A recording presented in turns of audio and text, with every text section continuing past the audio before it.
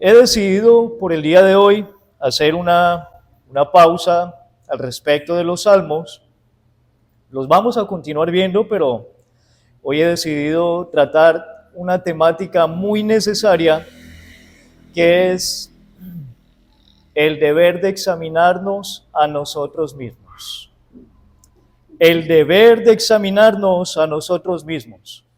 Para eso nos vamos a basar en la escritura, en 2 Corintios capítulo 13, versículo 5, que nos narra: examinaos a vosotros mismos si estáis en la fe.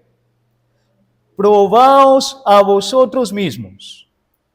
¿O no os conocéis a vosotros mismos que Jesucristo está en vosotros, a menos que estéis reprobados? El deber de examinarnos a nosotros mismos. La salvación en Cristo es una salvación maravillosa. Cristo toma un individuo muerto en sus delitos y pecados, un individuo que ama y se satisface en los apetitos de la carne. Lo destruye su corazón de piedra, le da un corazón de carne, le abre los ojos, le quita la ceguera para que vea a Jesucristo. Ahora deja de amar su pecado y ahora ama a su Salvador. La salvación es una salvación maravillosa. Cristo mismo es un Salvador majestuoso. Si alguien es salvo, lo es solamente por el mérito del glorioso sacrificio de Jesús en la cruz. No por sus obras ni por su determinación. Si alguien es salvo, lo es solo por el mérito del glorioso sacrificio de Jesús en la cruz del Calvario. A quien Cristo salva, lo salva para siempre. No a medio camino, lo deja tirado. A quien Cristo salva, lo salva para siempre, hasta ver culminar su obra en la eternidad. Bien lo narra el apóstol Juan en el capítulo 10, versos 27 y 28.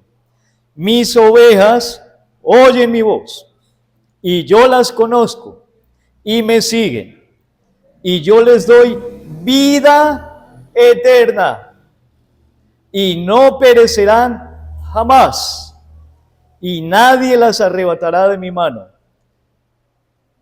Esto mismo es vida eterna, hermanos. ¿Qué es vida eterna? Es una vida que permanece ¿hasta cuándo? Hasta la eternidad.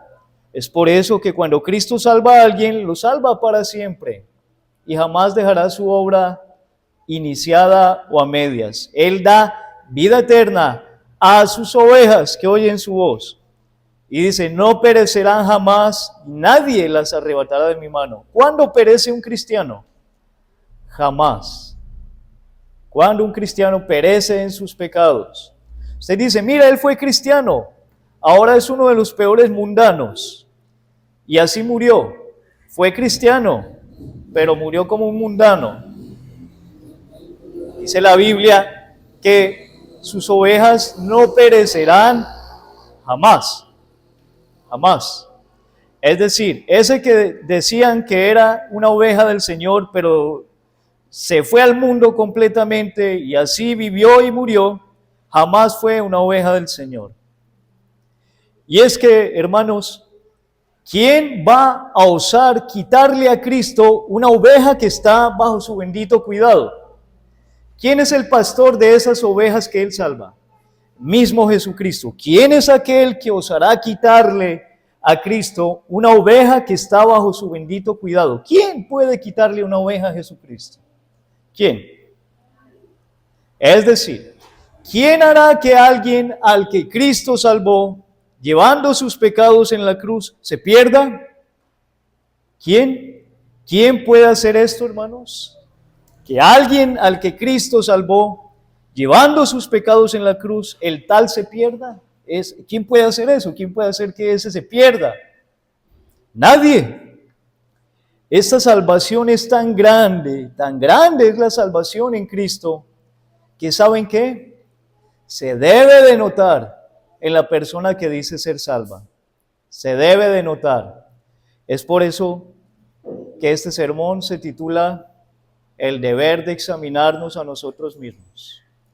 Si es una salvación tan grande, esa salvación se debe de notar en usted.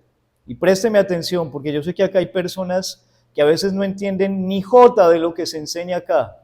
A ustedes les hablo. A ustedes les hablo. Que se creen cristianos, pero que quizás no lo evidencien mucho. A ustedes también, hijos, niños, jóvenes, les hablo. Si son salvos, esa salvación se debe de notar. Se debe de notar. Hay cosas que ni niegan ni aprueban la existencia de la vida espiritual en una persona.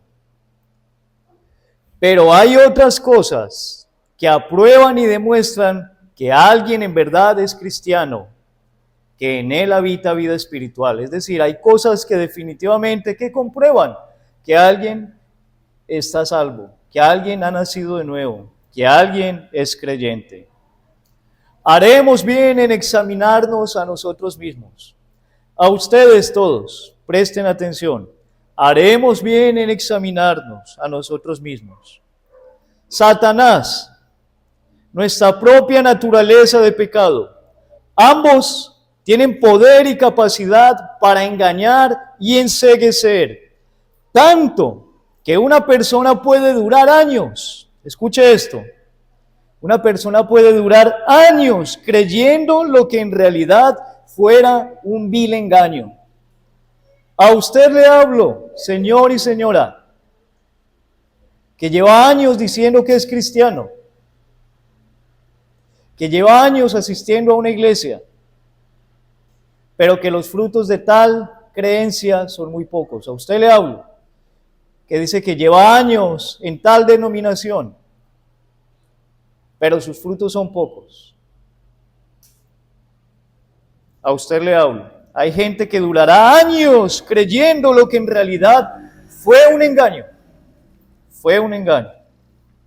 Vamos a hablar al respecto entonces. Primero vamos a hablar que la palabra de Dios es el rasero adecuado por medio del cual debemos examinarnos. La palabra de Dios es el rasero adecuado por medio del cual debemos examinarnos. Es decir, usted quiere examinarse si es creyente o no. ¿Qué es lo primero a lo que debe acudir? A la Biblia.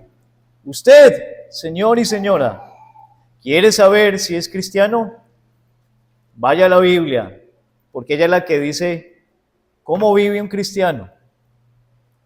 Para examinar en nosotros la obra de gracia, la existencia de vida espiritual, hacia quien debemos acudir es al testimonio de las Escrituras.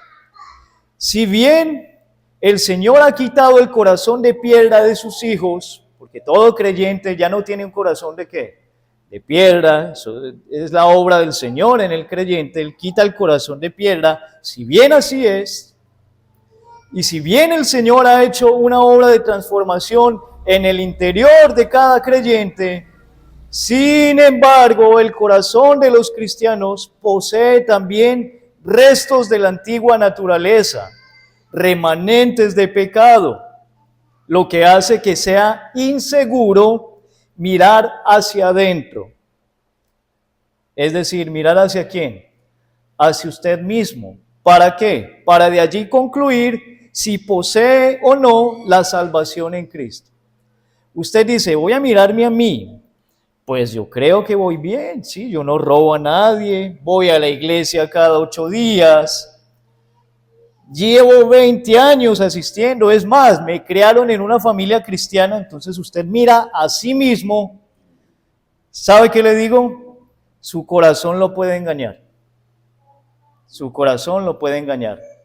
Eso entonces hace que sea inseguro mirar hacia adentro, para de allí concluir que si poseemos o no la salvación en Cristo.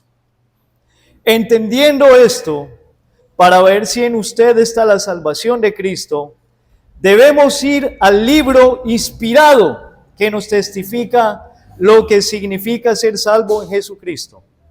Es decir, ¿a dónde debemos ir? A la Biblia. La Biblia, como testimonio inspirado e inerrante, no se equivoca, dado por Dios, es el rasero seguro, es el espejo en el cual todo individuo que dice poseer la salvación debe de reflejarse.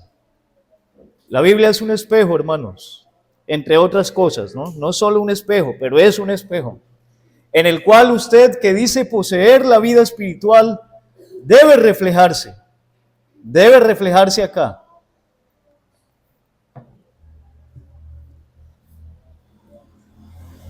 ¿Por qué? Dice Jeremías 17:9, engañoso es el corazón más que todas las cosas, y perverso. Engañoso es el corazón más que todas las cosas, y perverso. Es decir, un corazón que es engañoso, tomado por la ceguera y el poder engañoso de Satanás, es una trampa. Es una trampa. Es por eso que si usted se examina solamente basándose en lo que su corazón le bota como información, es posible que esté engañado.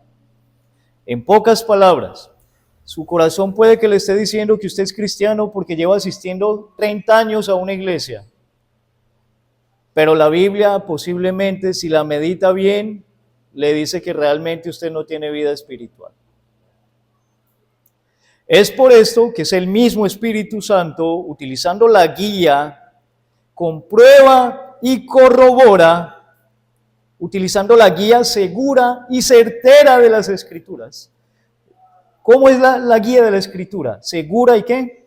Certera. Entonces el Espíritu Santo, utilizando esa guía, Él es quien asegura, avala, comprueba y corrobora el testimonio de la gracia en la vida de un individuo. ¿Cómo es el proceso entonces para que usted mire si es salvo o no? Hermano, el Espíritu Santo, utilizando la guía segura, inerrante y firme de la Escritura. Eso es lo primero que quería comentar esta mañana.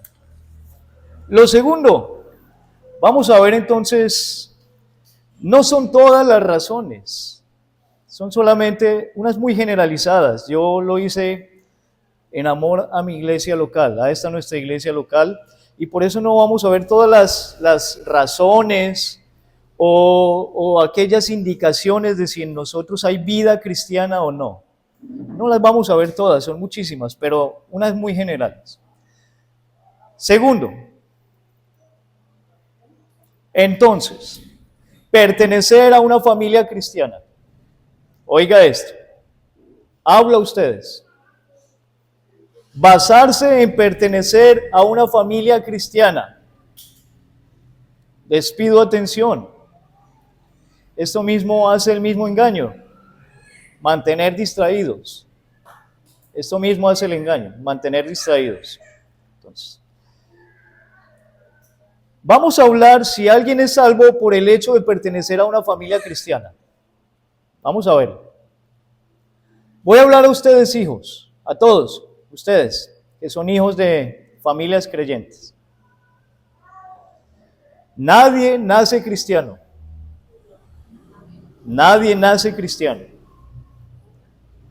Nacemos pecadores.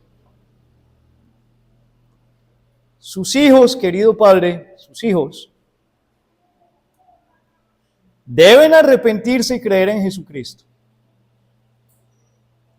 Es que la salvación no se hereda. Habla ustedes, jóvenes y niños. La salvación no se hereda. Es decir, como mis padres son creyentes, pues yo espero que me llegue la herencia a mí. Y me relajo mientras tanto. No, ojo, la salvación no se hereda. Eso es obra de Dios. La salvación es obra de Dios. Lo que nosotros podemos hacer, escuche esto, lo que usted puede hacer como padre, ¿qué es? Guiar a sus hijos, guiarlos con el Evangelio, instruirlos en la palabra de Dios, disciplinarlos en el temor del Señor, pero no diga que ya sus hijos son creyentes por el hecho de estar en su casa. No es así. Nadie nace cristiano, nacemos pecadores. Su deber es guiarlos, disciplinarlos en el temor del Señor y orar por ellos. Y esperar a que el Señor tenga misericordia si así a Él le place. ¿Qué no debe hacer usted con sus hijos? Lo que no debemos hacer es decir, como no son cristianos, pues dejarlos que vivan como quieran. No, es una aclaración que les hago. Lo que no debemos hacer es permitirles rebeldía, una vida licenciosa y un no sometimiento mientras estén bajo nuestro techo. Escuche esto. ¿Qué es lo que no debe usted permitirles? Rebeldía, vida licenciosa, un no sometimiento mientras estén bajo su techo.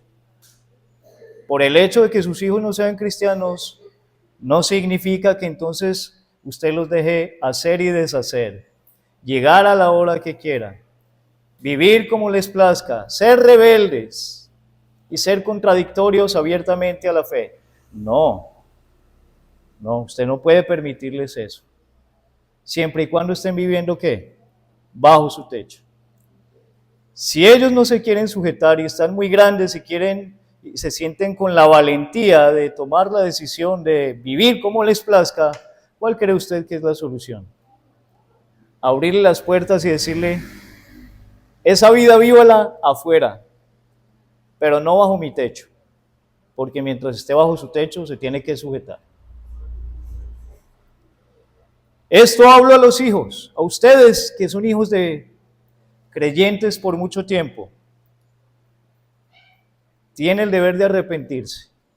Es más, carga una responsabilidad. Sin embargo, su responsabilidad primaria es arrepentirse y creer en Cristo. Y creer en Cristo.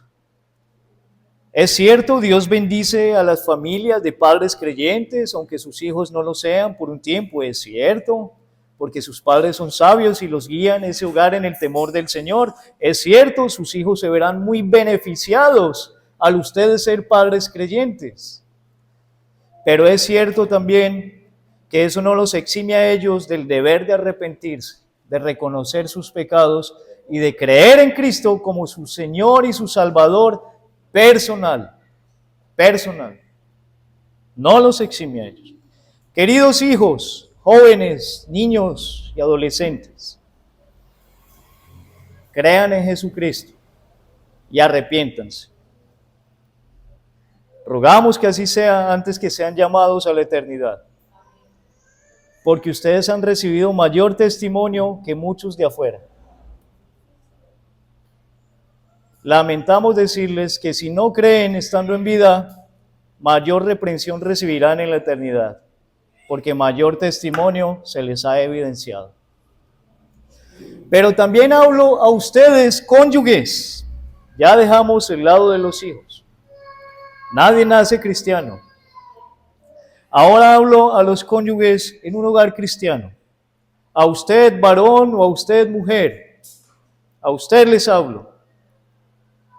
¿Por qué? Porque en ocasiones pasa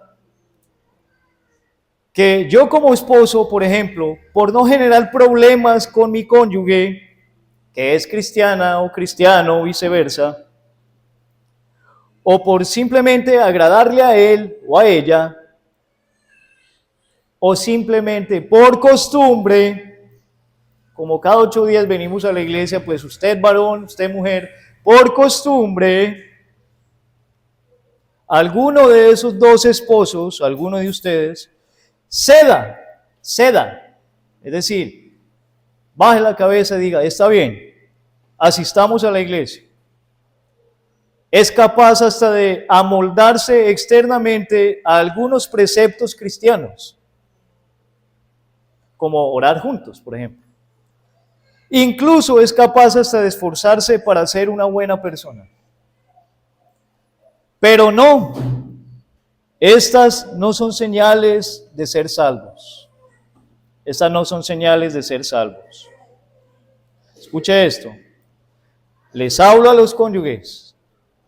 Les hablo a los cónyuges. El vivir simplemente por costumbre, el venir a la iglesia nada más porque su esposa o su esposo lo hace, no lo hace usted cristiano o cristiana. No lo hace. Hago aquí una interrogante. Si sus hijos, es decir, usted como hijo, o usted, varón o mujer, vivieran solos, ¿se sometería a tales prácticas? Aclaro con un ejemplo. Si mi hijo viviera solo, o lejos de nosotros, o sus hijos, su esposo, o usted como esposo o esposa, viviera solo lejos de los suyos, ¿usted se sometería a ir a una iglesia cada 8 días durante mucho tiempo? ¿Se sometería a orar mucho tiempo sin ni siquiera nacerle del corazón?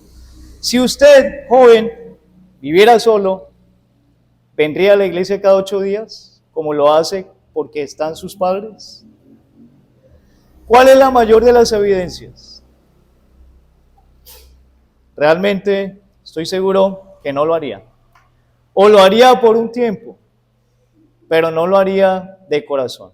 Y después, al fin y al cabo, el mundo terminaría absorbiéndole y se evidenciaría lo que realmente había en su interior: incredulidad. Eso le digo a usted, varón, también, y a usted, mujer, que vienen a la iglesia, simplemente asisten a una congregación por no tener inconvenientes con su esposa o esposo, o por costumbre, porque ya llevan años haciéndolo. Si usted viviera solo, no lo haría. Le aseguro que no lo haría. No nos engañemos. No es la herencia familiar. No es el ser una buena persona. No es el ser criado por padres cristianos. Escuche esto. La salvación, aunque se vive en comunidad, porque claro, los salvos, ¿cómo deben de vivir todos juntos? En comunidad. Pero es un asunto personal. Es un asunto personal. Se me hace raro que un cristiano no lea la Biblia. Lo lamento. Se me hace raro que un cristiano no ore con disposición y haya que llamarlo. Vamos a orar en la familia. Siéntese que vamos a orar. Se me hace muy raro. Se me hace raro que un cristiano no entienda la palabra de Dios en sus aspectos más básicos. ¿Y sabe por qué se me hace raro? Porque usted está diciendo que es cristiano y ni siquiera lee la Escritura. Entonces, vaya examinándose a sí mismo. No es por costumbre. La salvación no es por costumbre. Es fruto de un corazón convencido de su pecado y puesto a los pies de Cristo. Eso, hermanos, trae salvación. No es la costumbre de venir cada 8 días. No. Eso es lo primero que vamos a hablar entonces. En el tercer punto, vamos a ver algunos indicativos de que alguien es cristiano. Básicamente uno, el cristiano ama a Jesucristo. El cristiano ama a Jesucristo. Yo le invito que mientras voy hablando esto, usted se vaya examinando. No crean que yo no lo he hecho, yo me he examinado. Y al hacer esto tuve que examinarme mucho más. Entonces, el cristiano ama a Jesucristo. Yo no sé si usted ama a Jesucristo. La Biblia dice en 1 de Pedro 1:8, a quien amáis sin haberle visto. Pedro escribiéndole a los creyentes que amaban ¿a quién? A Cristo. Sin haberle ¿qué? Un cristiano ama a Jesucristo aunque no lo haya visto. Dice 1 de Pedro 2:7, para los que creéis, Él es precioso. Hermanos, el cristiano ama a Jesucristo. Un cristiano conoce a su Salvador, lo conoce. Él es lo más preciado para él. Es decir, Cristo es lo más preciado, es el tesoro más preciado para un verdadero cristiano. Incluso más que su propia vida. ¿Lo es para usted? ¿Sería capaz de entregar su propia vida por Cristo? De lo contrario, porque la Biblia dice que para los que creen, Él es precioso. Para mí Cristo, si es precioso, yo entrego todo por Él, Señor. Hasta mi vida te la entrego. Él es lo más preciado para el cristiano. Está dispuesto a pagar el precio que sea, con tal de que su Salvador sea honrado y su nombre sea glorificado. ¿Usted está dispuesto a pagar el precio que sea, con tal que su Salvador sea honrado y que su nombre sea glorificado?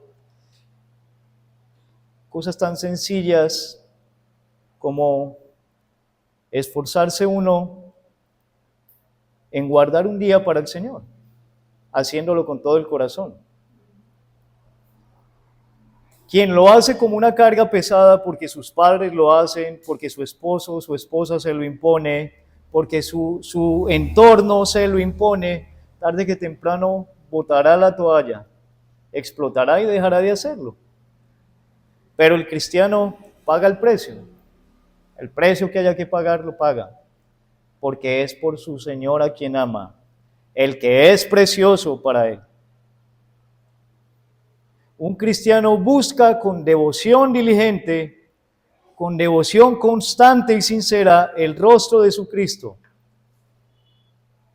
O hablemos en términos humanos de cuando un par de novios, o un par de recién casados más bien, están recién casados. ¿Cómo son? Cuando, por ejemplo, el varón le toca viajar por unos días. ¿Qué hace? ¿Qué hace la mujer y qué hace el varón? Constantemente, ¿qué? Se están llamando, se están escribiendo, le cuentan los detalles del viaje. La mujer busca conectarse con él porque están recién casados y le tocó viajar, pues ella anhela estar con su amado. ¿Es usted así con Cristo? Porque dice que Cristo para el cristiano es precioso, es el amado. Para el cristiano Cristo es el deseado de las naciones. El deseado de las naciones. ¿Y por eso qué hace un cristiano? Devotamente, sinceramente, diligentemente, busca conectarse en comunión con su amado Cristo. Esa comunión la tenemos en la iglesia, pero esa comunión la tenemos de forma íntima y privada en nuestras casas.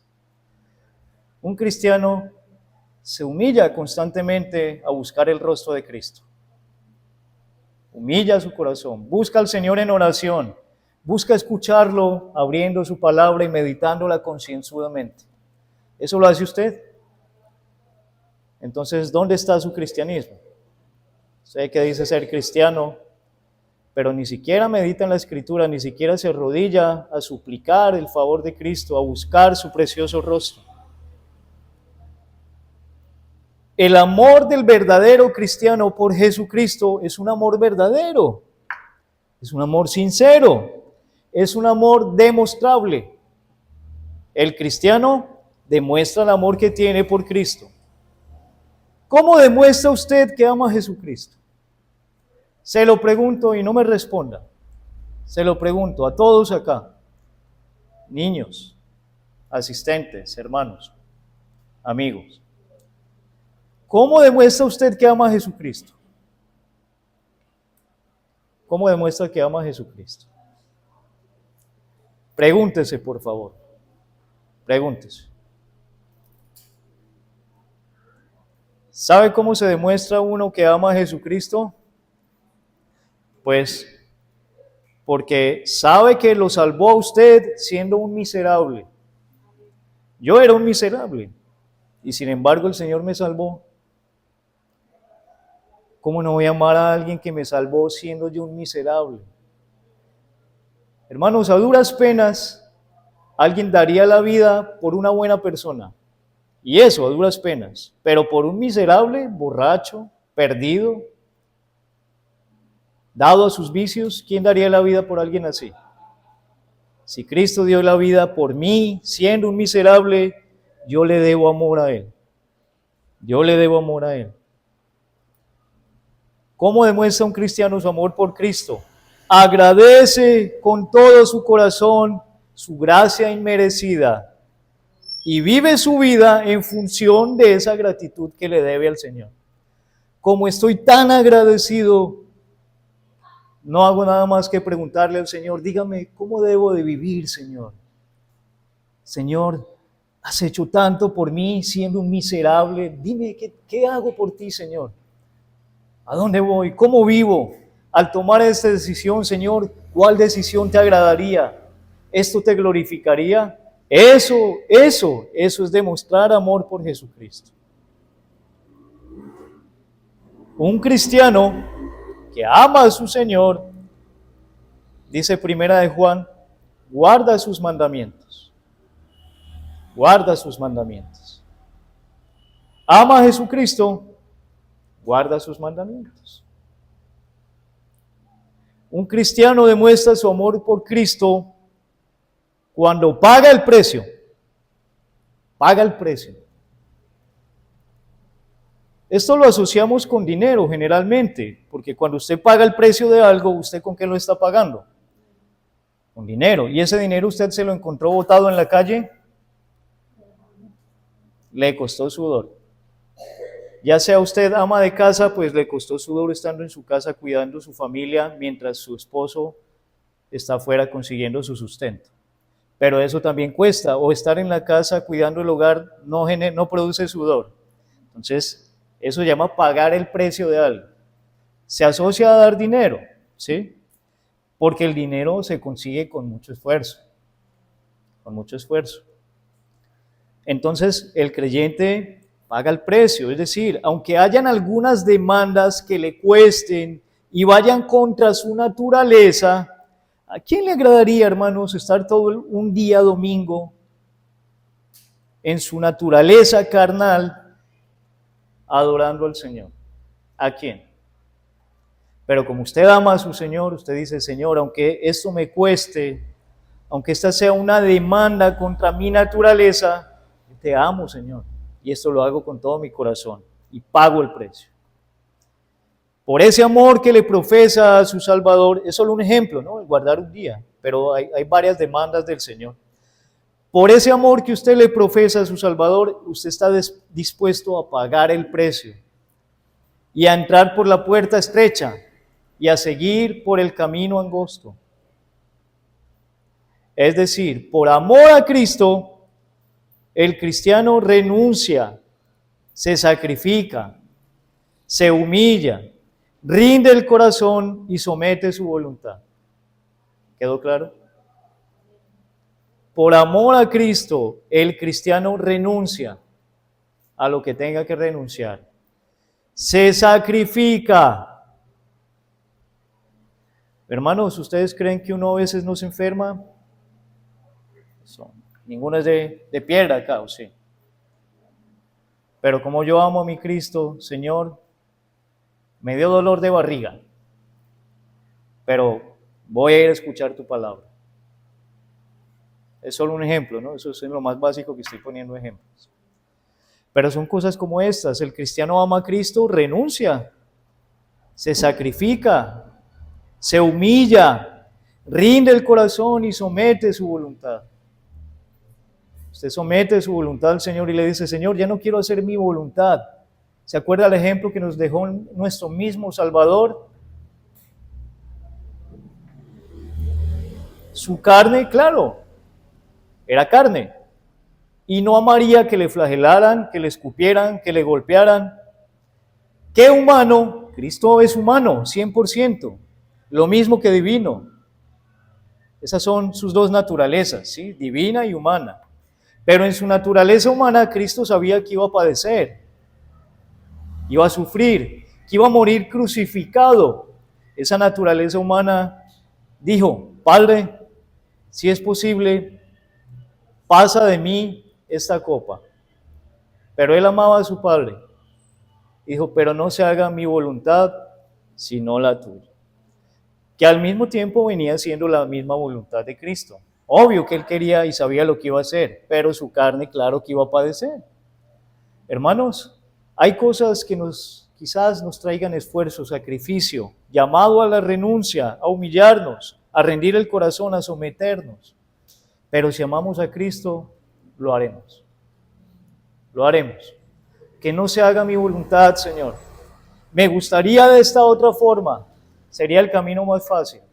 Pero tú pides el camino angosto, que no se haga mi voluntad, sino la tuya. Eso es un cristiano. Eso es un cristiano. Un cristiano, y de esto vamos a hablar un poco, aborrece el pecado. Un cristiano aborrece el pecado. Escuche esto. Le hablo a ustedes, hijos, de todos los hermanos que los traen cada 8 días, pero a usted también, varón y mujer. ¿Qué viene cada 8 días? No sé cuál sea la intención de su corazón. Pero un cristiano verdadero aborrece el pecado. Si hay algo que trae dolor y que es causa de mucha aflicción y de angustia en la vida de un cristiano sincero, es el pecado. Si hay algo que a un cristiano le duele, es pecar. Así de sencillo. ¿A quién no le duele pecar?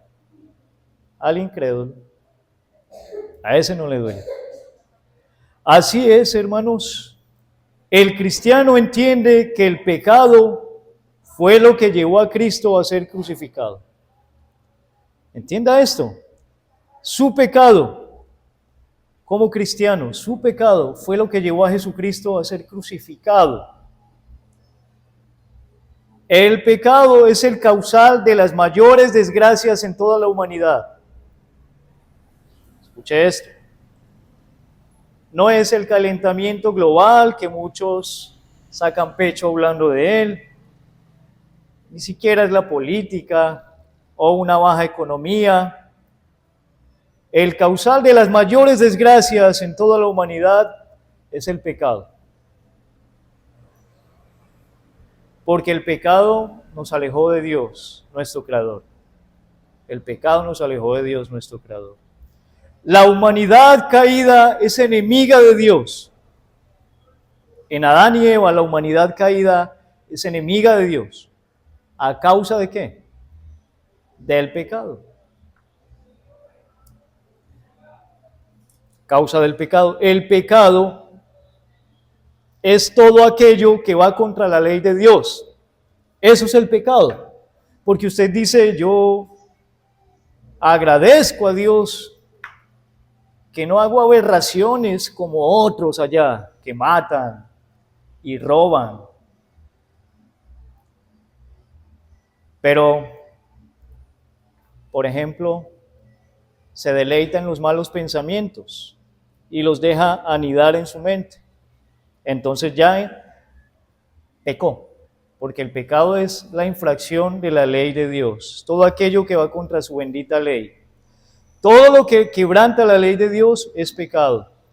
Pecar es hacer lo que Dios prohíbe. Escucha esto. Pecar, ¿qué es? Es hacer lo que Dios prohíbe y no hacer lo que Él manda. ¿Qué es pecar? Hacer lo que Dios prohíbe y no hacer lo que Él manda. Porque usted puede decir, mire, todo eso que usted todo eso que usted prohíbe, yo no lo hago. Pero la Biblia dice que hay que creer en Jesucristo. Pero la Biblia dice, por ejemplo, que hay que arrepentirse. Entonces, eso sí no lo hace usted. Entonces, puede que no robe, no mate, no adultere, pero no se arrepiente, no cree en Cristo, está en pecado.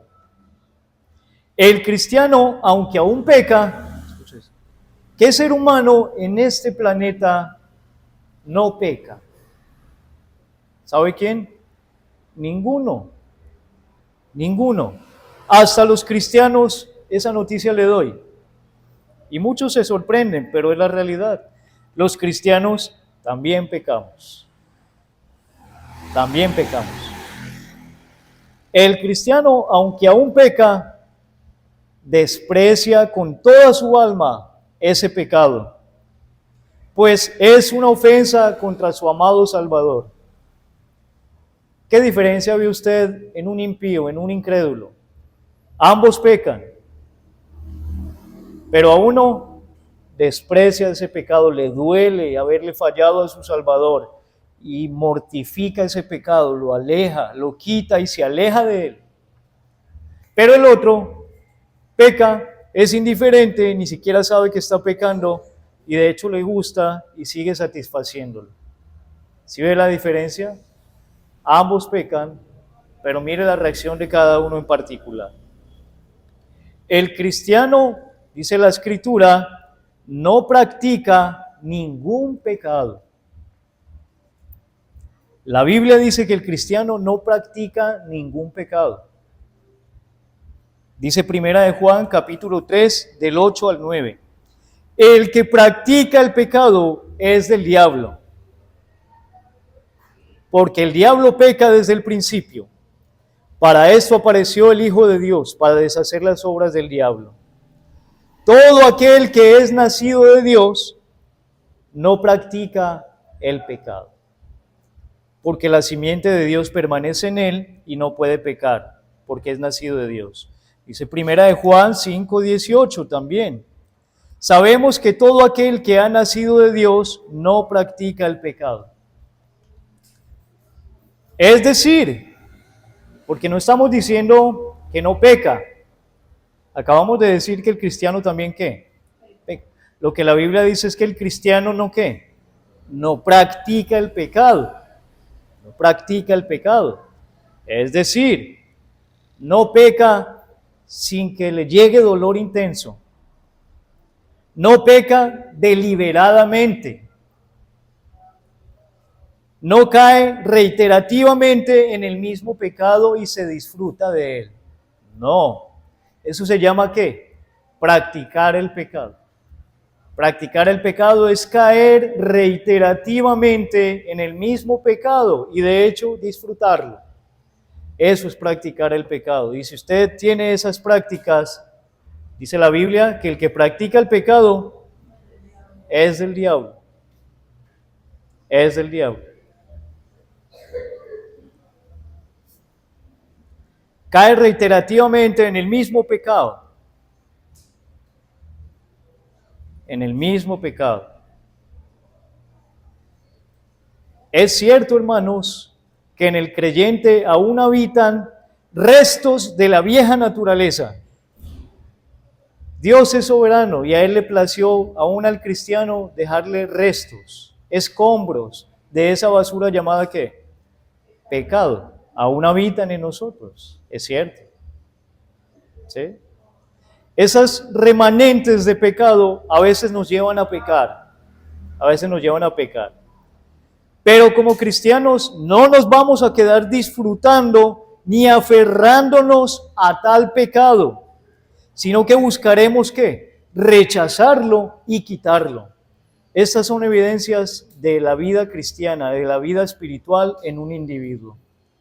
Aún peca, por ejemplo, pero rechaza el pecado. Busca rechazarlo y busca quitarlo de sí y le duele profundamente fallarle al Señor. Esto hace que la vida del verdadero Hijo de Dios sea una batalla constante. ¿Por qué una batalla constante? Porque usted ama a su Señor. ¿Cuándo quisiera usted pecar como creyente? Nunca. Entonces constantemente su vida va a ser una batalla. Esa es la verdadera guerra espiritual. Una batalla de usted y su pecado y su carne. Una batalla de la cual ganar, escuche esto, es una batalla de la cual ganar a veces consiste en huir. Esa es la batalla del cristiano. A veces ganar consiste en ¿qué? En salir corriendo. Porque por nosotros mismos no tenemos la fuerza para vencer muchas tentaciones. Por eso ganar la batalla a veces es ¿qué?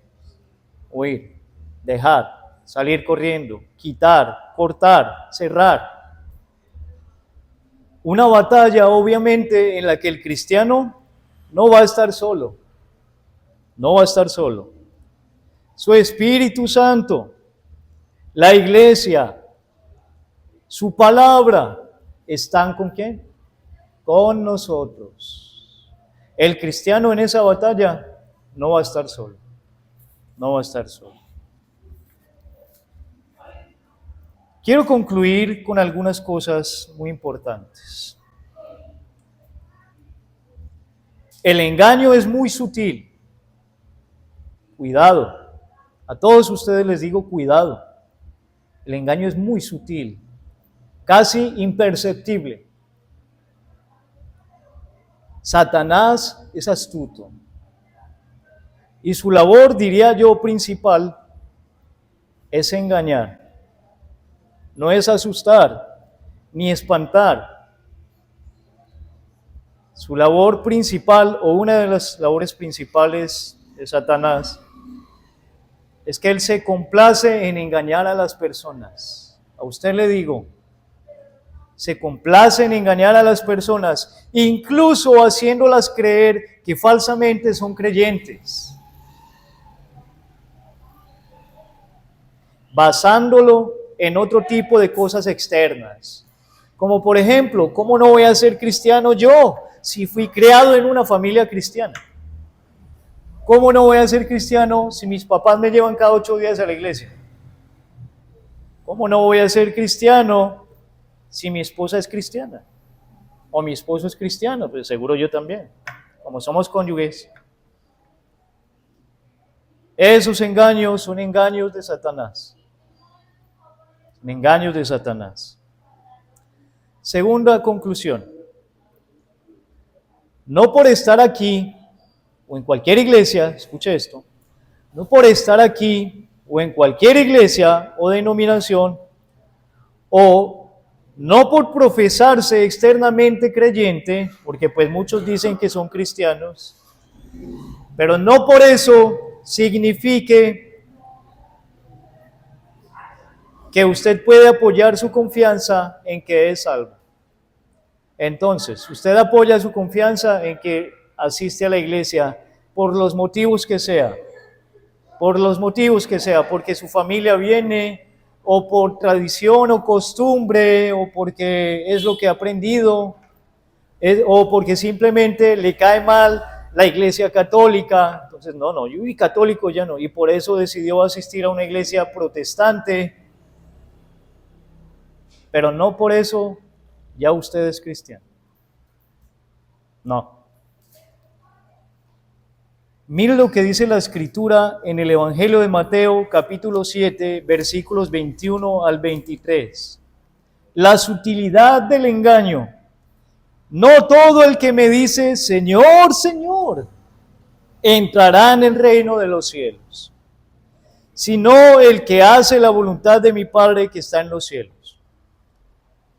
Muchos me dirán en aquel día, está hablando Jesucristo mismo, Señor, Señor. ¿Cómo le están diciendo a nuestro Salvador? Señor. Es decir, estos hombres, individuos, estaban diciendo que Jesús era ¿qué?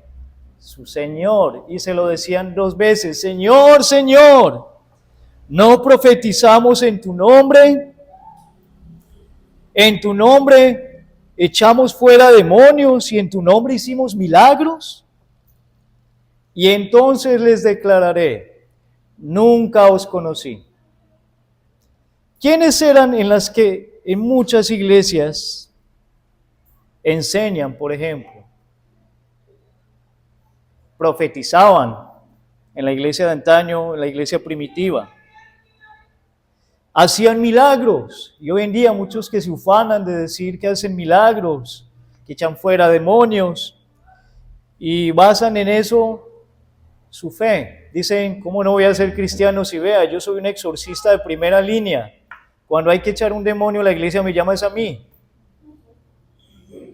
Si Dios me toma y yo profetizo, pues el Señor a eso les dirá, a los que basaban su fe en que eso hacían, Él les dirá, nunca os conocí. Apartaos de mí, hacedores de maldad. Apartaos de mí, hacedores de maldad. ¿Ven la sutileza del engaño? Alguien que basa su fe en decir, ¿cómo no voy a ser cristiano si me sé Filipenses 4:13 de memoria?